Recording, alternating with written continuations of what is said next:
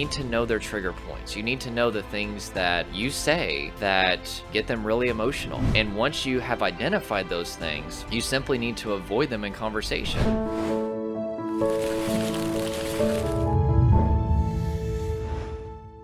Welcome. So in this video, we're going to be talking about some practical things that you can do if your parent is a narcissist and you are ready to get some freedom. You may feel like you're walking on eggshells, worried that you're going to upset them. You may have very low self-esteem at this point because they tend to put you down all the time. And you're realizing that your life is deteriorating before your very eyes because of how negative of an impact that this person is having on you. But it's your parent, and so it creates this moral dilemma where you're like, I just don't know what to do. If that's you and you're confused about what to do and how to handle this, I have some very good news for you. I'm going to give you exactly what you need to do in this video. I come across this situation all the time with my clients, and I'm happy to help.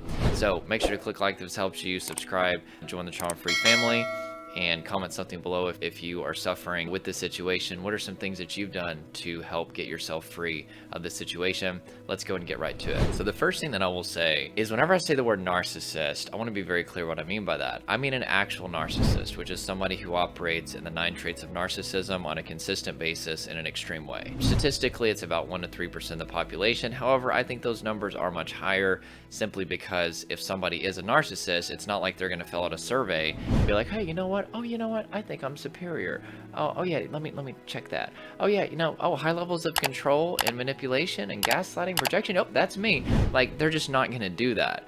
And so I think the numbers that we have are especially low. However, there are people out there that are narcissists and they are absolutely impossible to be in a relationship with, which I could do a whole video on that. I don't want to rabbit trail too much, but they basically have very high levels of manipulation, very low levels of empathy, and they have a sense of superiority. They think that they're better than everybody else, and they constantly do this thing called leveling, which is where they put other people down to build themselves up.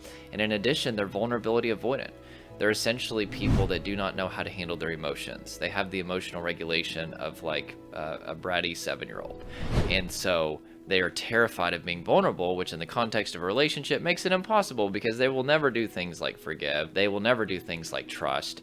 And it just completely devastates the structure of a healthy relationship whenever you take away vulnerability. And the reason why they're not vulnerable is because if they were vulnerable, that could risk them having to face negative emotion, and they don't know how to handle that. So they put up all of these guards, which is, I'm never going to be wrong. You're always going to be the wrong one. Why do they do that?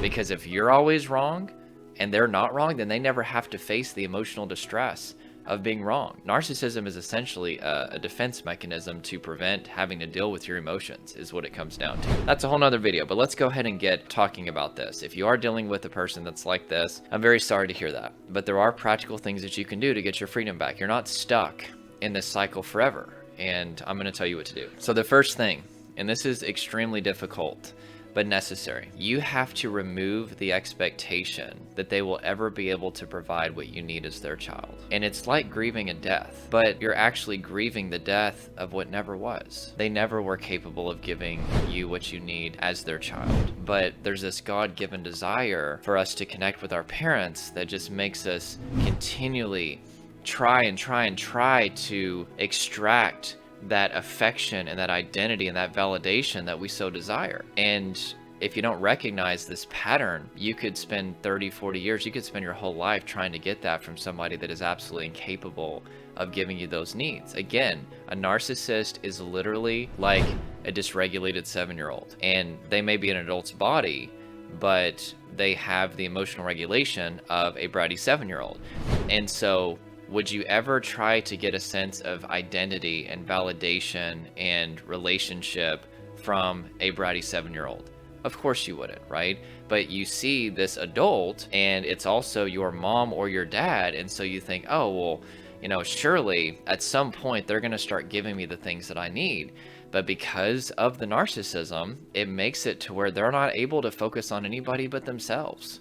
And honestly, they can't handle the emotional distress that would come if they have a genuine relationship with you that involves trust, vulnerability, forgiveness, and accommodating people's weaknesses, just different things like that. They're never going to be able to handle it. So there's a difference between a desire and an expectation. If you have an expectation and it's not met, it's extremely frustrating. But if you have a desire that's not met, then, you know, it's irritating, but it's not that big of a deal. Just like, for example, one of the things that my wife and I established at the very beginning is like, you know, we're not going to have a bunch of expectations for each other. It really strips the joy out of a relationship, right? If you have all these expectations and they're not met, well, then you're constantly going to be upset with one another. But what my wife and I say is like, we expect each other to be faithful to one another, to support one another, generally speaking, but that's pretty much it. Like, everything else is just a desire. And thus, whenever I do something for her, she does something for me, it's like we just laugh at each other with thanks. We're like, oh, thank you, baby. You didn't have to do that. Like, oh, you got me coffee. And it actually makes me want to do stuff for her a lot more, and her want to do stuff for me, because we don't have all these expectations. And that's really important for a relationship. But anyway, whenever you expect your parent to provide things that they are incapable of providing, it's going to lead to constant anger and constant emotion. And you have to accept who they are, right? I'm not saying that they're a bad person, but they are not capable of giving you the things that you need as their child. And they never will be, most likely. Like 99% of narcissists will never truly change. And it's primarily because they don't think that they have anything that needs to change. They are the ultimate victim. Everybody else is the problem. And so you're better off just going ahead and grieving the death of what never was, right? So number 2, you need to set up relationship boundaries. And this is going to be a little bit controversial. It shouldn't be, but a lot of people are just so hardwired a certain way that when they hear this, it's kind of offensive at first, but it's just reality. Family is not blood relation. Family is how you treat people. And I have people, like, for example, in my church, that I've literally known since October of last year that are significantly closer to me than probably most of my blood relations have ever been close to me in my entire life, right? I also have several blood relations that are just closer to me than anybody else would be, blood relation or non-blood relation. Like, so all that I'm trying to say is, just because they're a blood relation does not automatically mean that they treat you like family. So here's something that I do with my clients who are going through narcissistic abuse with a family member. I say, let's kind of get this on paper, and let's also just verbalize this so you can really hear how this sounds. I don't tolerate abuse unless it's coming from a blood relation, then I make an exception. Abuse is abuse, and abuse is not just physical. Verbal, emotional, and mental abuse can be just as devastating, sometimes more devastating than physical abuse. Not trying to undermine physical abuse at all. That's absolutely horrible. But I think sometimes we think, oh, well, they're not hitting me, right? Or there's no sexual abuse, so thus it's not really abuse. But especially the long-term effects of repeated verbal, mental, and emotional abuse can literally destroy your entire life. And it's something that you really need to take seriously. And so in your mind, you need to create this new boundary for relationships of any kind, which is, I don't tolerate abuse under any circumstances. I don't care if it's my mom or my dad or my brother or my sister or the president of the United States, or if it's cousin or a coworker or a stranger. I don't care who it is. I'm not going to tolerate abuse. And once you start to do that, all of a sudden you realize, like, listen, I'm not going to make an exception for this. You have to start valuing your health. You want to know why? Because if you don't take care of yourself, you can't take care of anybody else. Your family needs you. And if you are constantly exhausted because you are draining all of your energy from your mom or your dad abusing you, then you literally have forfeited quality of life. You're going to feel terrible, and you don't have any energy to help all the people that you're supposed to help in this life, your friends, your family, your coworkers, etc. Number 3, you need to set up boundaries with the narcissist, okay? I want you to remember, an adult narcissist is essentially a child in an adult's body that has the emotional regulation of about a bratty 7-year-old. So you have to know their trigger points. Like, you first do need to try to have a relationship with them. We don't want to go to step 4, which is no contact unless you first tried this, all right?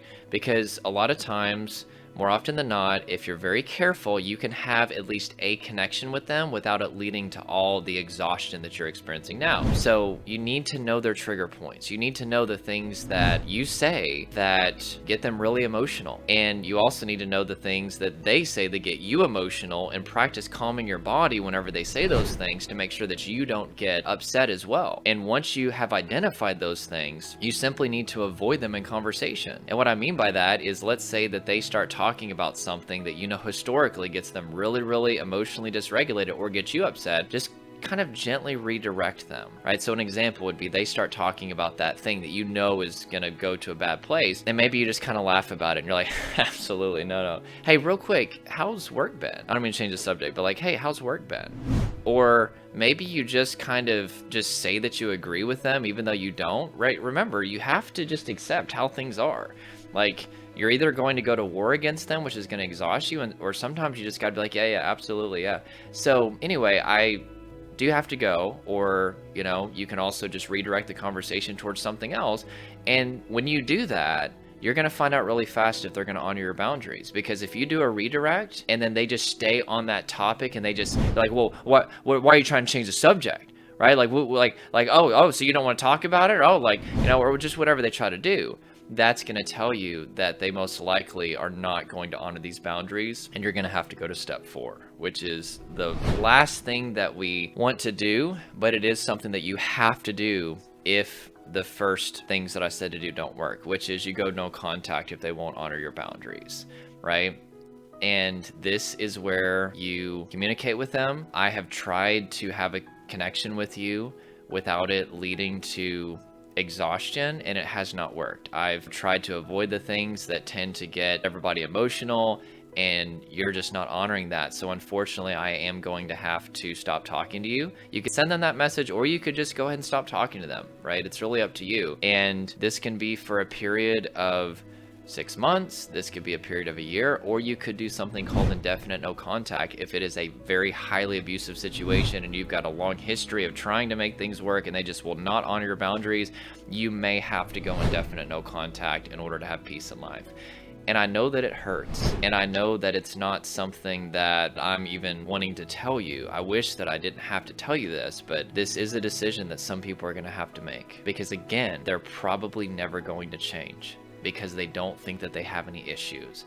And so they're either going to honor your boundaries, and you're going to have to limit how much time that you're around them, as well as whenever you do talk to them, you're going to have to use these communication boundaries. But if they won't honor that, you're going to have to go no contact. And I know it's excruciating to hear that, but you just have to ask yourself a question. What do you want more?